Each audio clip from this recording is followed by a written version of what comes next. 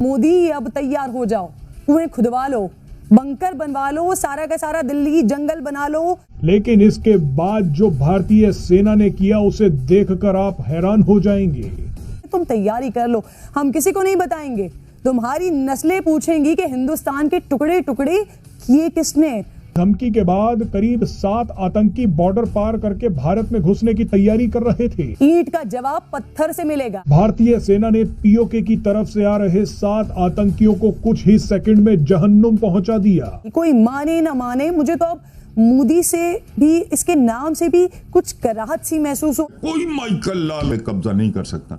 हम हवाइयां छोड़ते हैं, हवाइयां बेचते हैं। Dream sellers. जबान पर एक बार फिर वही नारा है कि बट के रहेगा हिंदुस्तान, कश्मीर बनेगा पाकिस्तान। इंडिया जो है वो पाकिस्तान आके आपसे क्रिकेट मैच खेलने के लिए तैयार नहीं है। उस इंडिया के साथ कराची और लाहौर के कुछ सेठ साहिबान जो है वो ट्रेड करने के लिए मरे जा रहे हैं। बदनसीबी है कि पूरा खित्ता मोदी के नापाक अजाइम की भेंट चढ़ गया है। भारत जितनी मर्जी कोशिशें कर ले, तहरीक आजादी कश्मीर को कमजोर नहीं कर सकता।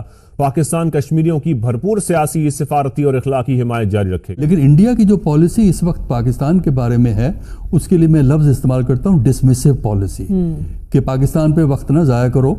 और इंडिया अब वो खेल रहा है, वो समझता है कि मुझे बड़ी लीग में खेलना है। एशिया पैसिफिक है, इंडियन ओशन है, अमेरिका के साथ मिलकर चाइना को कंटेन करना है। ये है बड़े प्लेयर्स की गेम। इंडिया चूंकि उस तरफ जा रहा है, तो लिहाजा वो पाकिस्तान को जो है ना एक साइड पे रख के वक्तन फवक्तन दबाव तो डालता रहता है। लेकिन डायलॉग फिलहाल पाकिस्तान से हमें कोई ऐसी उम्मीद नहीं हुई कि बामाने डायलॉग हो सके, क्योंकि पाकिस्तान भी एक जगह फिक्सेशन हुई भी है, पाकिस्तान की भी और इंडिया की भी। क्या बदनसीबी है, हिंदुस्तान में खून सस्ता, लेकिन जुल्म फिर जुल्म है, बढ़ता है तो मिट जाता है। खून फिर खून है, टपकेगा तो जम जाएगा। पाकिस्तान ने मोदी को बता दिया कि कश्मीर पर किसी किस्म के समझौते का सवाल ही पैदा नहीं होता। सर हमने जोर बहुत लगाया, प्राइम मिनिस्टर ने बहुत जोर लगाया, लेकिन ये जो हमारा मैसेज है ये दुनिया तक क्यों नहीं पहुंच रहा? कमजोर का क्या काम है? या वो रोता है या भाग जाता है। तो आप रो रहे हो, रोते रहो। मोदी प्लानिंग कर रहा है, आजाद कश्मीर पे हमले की तैयारी कर रहा है। पोस्ट ने क्या कहा है, 4 साल में 20 बंदे उन्होंने पाकिस्तान के अंदर के मारे हैं। आपसे क्रिकेट मैच खेलने को तैयार नहीं है। आपको डिसइंफॉर्मेशन लैब ने बताया कि आपके खिलाफ कई साल प्रोपेगेंडा कैंपेन चला है। They want to demonize you, they want to destabilize you, they want to damage you. कि हम पर जंग मुसल्लत की गई तो दुनिया इसके असरात देखेगी। और औकात हमारी क्या है? औकात अपनी टैम में पड़े हुए हैं, टके की औकात नहीं है, कब्र इंतजार कर रही है। खुदा की कसम अजीब लोग। जब तक वो मुल्क नहीं चाहेगा, आप सारी अक़वाम मुत्तहिदा को भी साथ मिला लें, तो आप कश्मीर को कम से कम अक़वाम मुत्तहिदा से तो हासिल नहीं कर सकते हैं। इसी जिस सिक्योरिटी काउंसिल की पहले जिक्र हुआ, इसी सिक्योरिटी काउंसिल के जो मुस्तकिल अरकान है, उनमें एक तो ये हो गया तुर्रम खान अमरीका, फिर एक है फ्रांस। उस फ्रांस ने हालिया डील किया, 36 तैयारे बेचे हैं राफेल भारत को, जो 7.87 बिलियन यूरोस, डॉलर्स नहीं, 7.87 बिलियन यूरोस।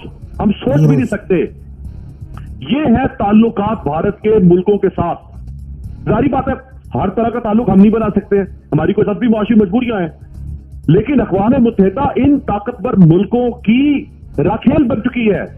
इन ताकतवर मुल्कों के दस्तरखान की चटनी है। वो जैसे चाहे इसको इस्तेमाल करते हैं। जो 10 टॉप फंडिंग कंट्रीज है अक़वाम मुत्तहिदा के, उसमें से सिर्फ एक हमारा दोस्त है चीन।